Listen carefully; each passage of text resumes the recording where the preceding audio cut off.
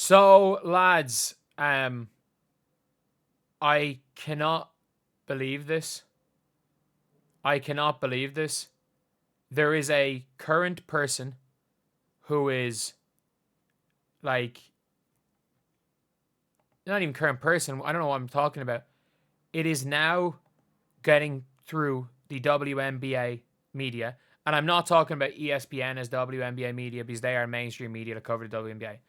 The media that cover the WNBA in general, it is now getting through to them the Caitlin Clark, the narrative around Caitlin Clark that is like she was point shaving. They're saying it's a bad look, her checking into the game against the Sky to get her triple double. They're saying her trying to get a triple double is a bad. Not even as a bad look. Some people are saying bad look. The media are saying bad look, by the way. They're not going to do that. But you want to know why all these things? All these things started yesterday. Not on the day, by the way. Not on the day. Apparently, Dave Portnoy, 5 minutes before the game, and this is all about Dave Portnoy, by the way. This is all about Dave Portnoy. They want her investigated for being in collusion with Dave Portnoy to get a triple-double. Like, what are we doing? What are we doing? And then there's like, you're seeing think pieces being written about this. Like, what are we doing? Are people gone mad? And I know the answer is yes. It's a rhetorical question. It's not even a rhetorical question. I'm saying it as a rhetorical question, but the answer is yes. The answer is yes. Like, you've got media that are being followed by WNBA players. You've got sections of what I would call old WNBA media because they were covering the league in a lot of ways in a media way before all of this thing. They're not on a mainstream network, but like that are heavily implying that Caitlin Clark was point shaving and in collusion with Dave Portnoy. Like, what are we doing? What are we freaking doing? Like, have these people ever watched sports before? And I know the answer is yes as well. It's rhetorical. You can answer yes to that as well. They've never watched sports before. And I cannot believe this. There's going to be videos every freaking I mightn't even have to work tomorrow. It's going to be great. It's going to be great. I can have so many videos out. I've got like 10 basketball videos ready to go. I have so many videos ready to go over the next while. It's going to be great. It's going to be great. But like, what are we doing? What are we doing? What are we doing? Like, I've never had so many videos to be talking about nonsense. Like last year, you can't even go. Like, Caitlin Clark's done the Time article. She's done everything. She's done everything. Like, it's genuine. Like, I'm slowly losing my mind. And if you guys are slowly losing your minds as well, subscribe.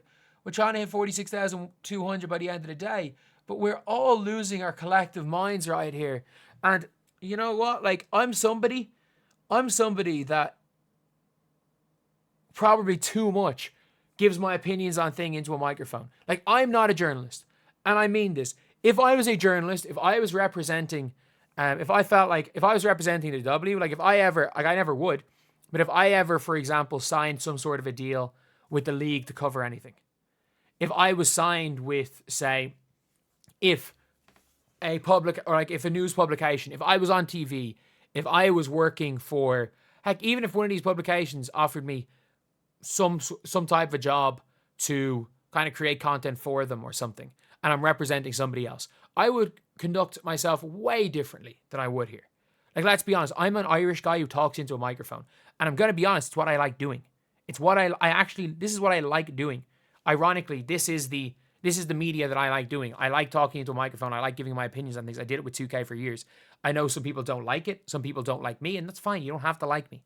You don't have to like me. You don't have to like my opinions. And that's the good thing is there's going to be people that are. There's going to be people that aren't. But at the end of the day, everyone's entitled to their own opinion. And the good thing about YouTube is that if you don't like me, there's a million other creators to watch. There's a million other creators to watch in this space. But like, I'm not accused. I think baseless claims, and it's like I think it's like you've seen some baseless claims from some people saying Angel Reese was faking an injury last year, and this is even worse because what they're accusing Caitlin Clark of will land her in jail. And I mean this. What they are accusing Caitlin Clark of will bring the league into disrepute and will land her in jail. These are people that claim to be game growers, that claim to want to grow the WNBA. And what they have done is, I'm not joking, made a baseless accusation, which, if true, will destroy the league. Like, do these people not understand this? Do they not understand this? And I was like, and I saw it obviously from Annie Constable. I heard it from Annie Constable, where she was like giving credit to a lot of these people. And I do. A lot of these old WNBA media people, a lot of them were paying out of pocket for things. A lot of them spent a lot of their own money out of pocket to do a lot of stuff and to cover a lot of things in the league. And like, I have so much respect for that part. But these are the same people that are complaining about mainstream media, not WNBA media, mainstream media going with NBA analysts over them. And then what? You look at their Twitter and they're accusing the most popular player in the league of fraud. That's literally what it is. Of accusing the most popular player in the league of fraud, just so that a multi-millionaire Dave Portnoy can make a couple of $100,000. And not only that, Dave Portnoy made the bet while he was in Indiana, I'm pretty sure. Again, I could be wrong on that. From what I've read, he made the bet in Indiana. Like, he was sitting there courtside and then he made the bet just as a YOLO. So like, Caitlin Clark planned to be on 9 rebounds. Caitlin Clark planned for Aaliyah Boston to whisper in her ear to say, "You're 1 rebound off a triple-double," after she got her 10th assist. She planned all of that, did she? She planned all of that. It is like, it's just, it's embarrassing. It's absolutely embarrassing. And I can't believe, you know what? Like, all I'm going to say is that these people are at least paying my mortgage. They're paying my mortgage at something. But yeah, obviously we got about 10 basketball videos out of our stream. We had a good stream. We had a fun stream talking about basketball. Obviously, the viewership was not there compared to the drama stuff. And if you just click on most viewed for the last while, you're going to see that. But we got 8-9 drama videos, or 8-9 basketball videos to come out at some stage. And obviously, I don't know when this one's going to come out, but I cannot believe this is a narrative that's still being pushed. I cannot believe this is not just random fans on Twitter. These are people that I would say, or at least media adjacent, that have links to players that are being followed and interacted with, by Fever players on social media. And again, I'm not blaming the players for this. Like, if I went through my following, I've definitely followed people on social media that have done and said bad things. So it's not about that. But the fact is that these are people who are interacting, who've irregularly interacted with players on the Fever, accusing one of her teammates of point shaving to help Dave Portnoy. Like, Dave Portnoy has melted their minds.